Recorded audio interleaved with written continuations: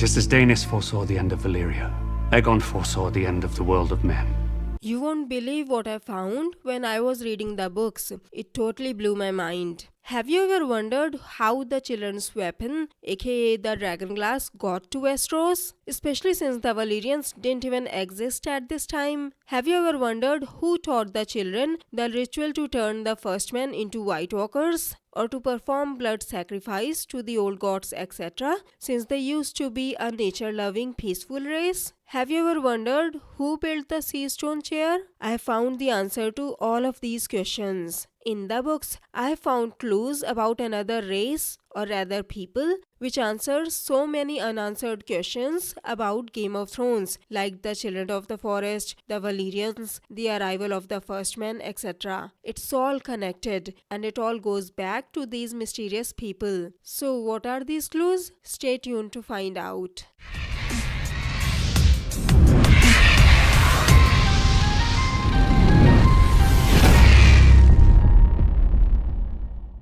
Greetings, Throne Watchers. Before we begin, I'll be giving a comment shout out at the end of this video, so stay till the end. Anyway, let's begin. It's a well-known fact that during their Dawn Age, long before the first men ever set foot in Westeros, the children of the forest and the giants used to live together. But some things didn't make sense. If the children and the giants were the only creatures to live in Westeros, how did the children found obsidian, aka the dragon glass weapons? The dragon glass is made from immense heat and pressure in earth. But if all that was needed was heat and pressure in earth, it should have been found most in Dorne, but it wasn't. The small folks believed it was made by dragons, and the Valyrians used to call it frozen fire. So I'm assuming we need dragons to create dragon glass, at least in this world, or it wouldn't have been so rare in this world. So how did the dragon glass reach Westeros when the Valyrians hadn't even found dragon eggs during this era,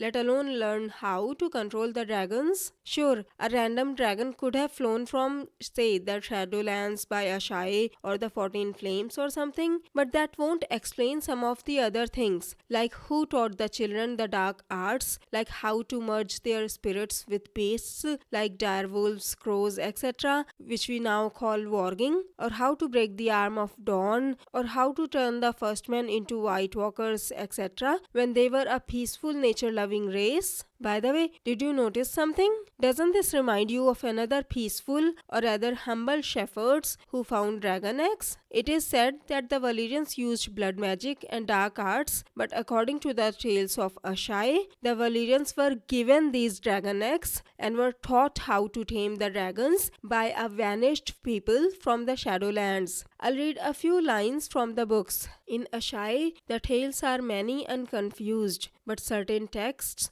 all impossibly ancient, claim that dragons first came from the shadow, a place where all of our learnings fails us. These Ashai histories say that a people so ancient that they had no name first tamed the dragons in the shadow and brought them to Valyria, teaching the Valyrians their arts before departing from the annals. Yet, if men in the shadow had tamed dragons first, why did they not conquer as the Valyrians did? It seemed likelier that the Valyrian tale is the truest. But there were dragons in Westeros once, long before the Targaryens came, as our own legends and histories tells us. If dragons did first spring from the 14 Flames, they must have been spread across much of the known world before they were tamed. And in fact, there is evidence for this, as dragon bones have been found as far north as Ib and even in the jungles of Sothorios. But the Valyrians harnessed and subjugated them as no one else could. So in my opinion, these ancient people are the key to this mystery. I think they came from the shadow. They are mostly called the ancient or vanished people in the books. Let me read a few more lines. A possibility arises for a third race to have inhabited the 7 kingdoms in the Dawn Age, but it is so speculative that it need only be death dealt with briefly. Among the Ironborn, it is said that the first of the first men to come to the Iron Isles found the famous sea stone chair on Old Wick, but that the isles were uninhabited. If true, the nature and origins of the chair's makers are a mystery. Maester Kurth, in his collection of Ironborn legends, Songs the Drowned Men Sing, has suggested that the chair was left by visitors from across the Sunset Sea, but there is no evidence for this.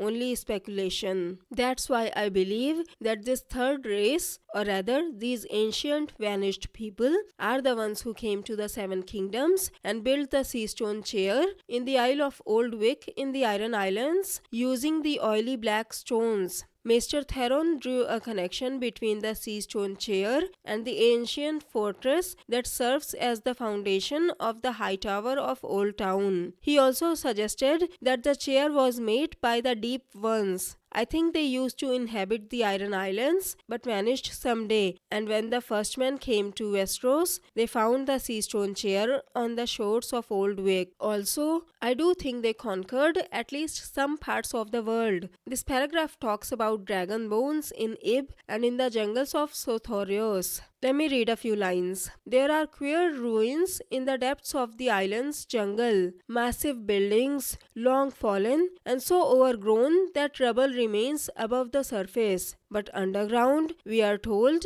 endless labyrinths of tunnels lead to vast chambers, and carved steps descend hundreds of feet into the earth. No man can say who might have built these cities, or when. They remain perhaps the only remnant of some vanished people. I have also found clues of their existence and culture throughout this book as well, throughout the world of Ice and Fire, which shows that these people not only came to Westeros and the Iron Islands, but they also went to Myr. I'll read a few more lines from the books. There are certain signs that a city stood where Myr now stands, even during the Dawn Age and the Long Night, raised by some ancient vanished people, but the Myr we know was founded by a group of Valyrian merchant adventurers on the site of a walled Vandal town whose inhabitants they butchered or enslaved. So one of the places where these ancient vanished people went was the place where Myr now stands, and Myr was built by Valyrian merchant adventurers. They also went to the Yin city in Sothorios. I'll read a few more lines from the books. For more than a year, the Roiner struggled to survive in Sothorios until the day when a boat from Zamitar arrived at Yin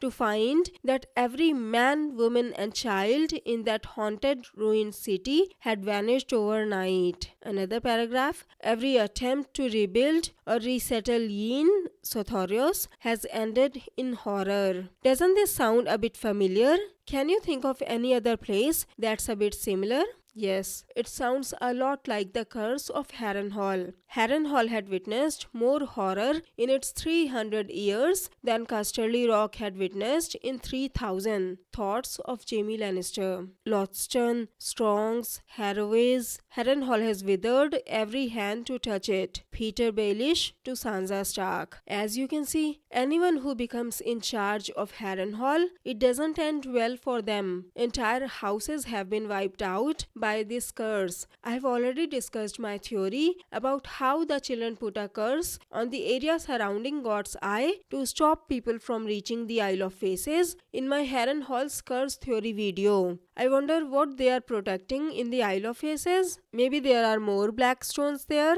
I think these black stones have a connection with these vanished people, but I'll discuss them in another video. Assuming my Haren Hall's curse theory is correct, doesn't it hint at a connection between the children and these ancient vanished people if both of them used the same kind of curse? That's why I believe that when these people came to Westeros, not only did they build the sea stone chair on the Iron Islands, they also taught the children their dark arts and blood magic. After the first long night ended, while Westeros was still recovering from it, they went to Essos, gave dragon eggs to the humble shepherds, and just like with the children, they taught these same arts or magic to the Valyrians as well. It almost feels like they were trying to prepare the world to face the White Walkers. But since the children couldn't finish them off in the long night, they found the Valyrians as their plan B, this time handing them a dangerous weapon against the White Walkers, that is, the dragons. But I'll discuss this theory in detail in my Who Created Valyria and Why video. Anyways, that's why I believe that one of the 3 dragon heads has to be a Stark as well, because as I've already discussed in my Stark blood theory video, I think the Starks have the children of the forest's blood running through their veins, and the Valyrians also have blood magic in their veins. That is why Jon is so important, as he has the blood of both of these races in his veins. But I'll go more into detail in my Why Starks and Targaryens have so many similarities between them video. I'll quickly give the comment shout out, but don't go anywhere, there's more left in this video. So, the first comment shout out goes to Jason Ross 5358, who said, "Good analysis. I think Missaria has her own motives and is only loyal to herself." Thank you, Jason. If my mastermind behind the dance theory is correct, then Missaria is definitely only loyal to herself, except maybe to Larys as well. Anyway, back to the topic. I can't figure out why these ancient, vanished people would travel so far